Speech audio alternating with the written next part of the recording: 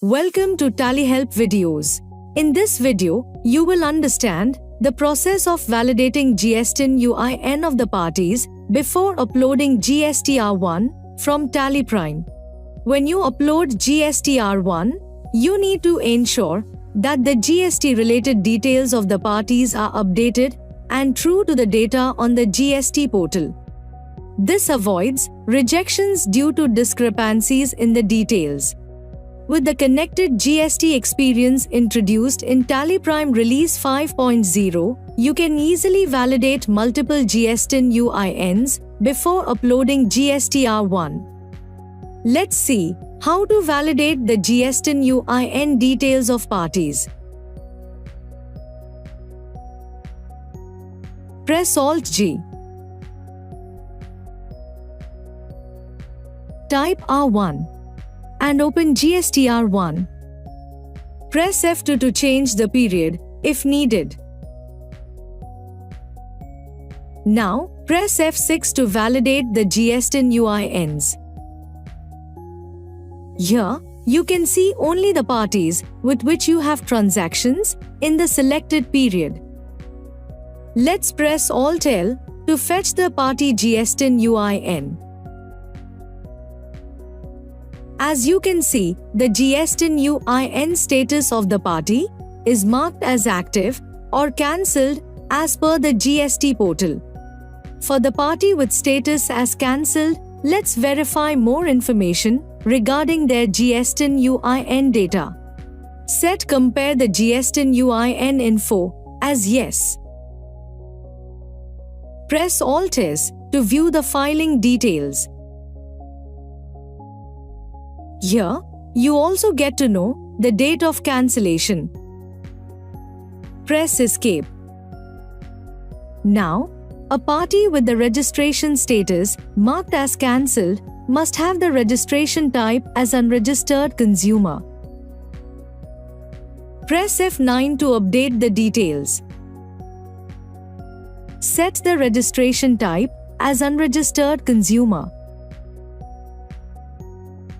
Now, enter the effective date, which is the date of cancellation. Enter the date and press Ctrl-A to save. Now, press Ctrl-A to save the updates in the Validate Party GSTIN UIN report. Press Escape.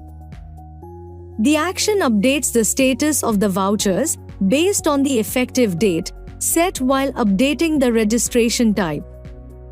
Press Y to accept. Now, even though the registration type of the ledger is updated to unregistered consumer, it is still regular in the voucher.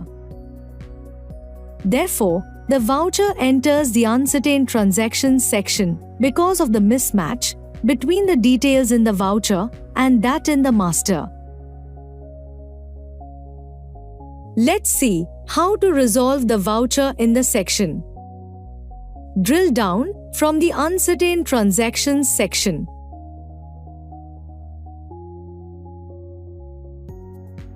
Press Alt-W to update the details in the voucher as per that in the master. Press Y and then press Escape. Drill down from the B to C section. The voucher is here. You can now upload GSTR1. You can go ahead and validate GSTIN UINs of all the parties in your books. Press Alt-G. Type or select Validate Party GSTIN UIN and press Enter. Under Group, let's select Sundry Creditors. And under Ledger, select all items. Let's press Alt-L to fetch the party GSTIN UIN. You can then check the filing history of specific parties as needed. This ensures that the information about all the parties is updated as per that on the GST portal. As you saw, the facility to validate the party GSTIN UIN ensures that the details are correct before you go on to upload or file GSTR1. Thank you.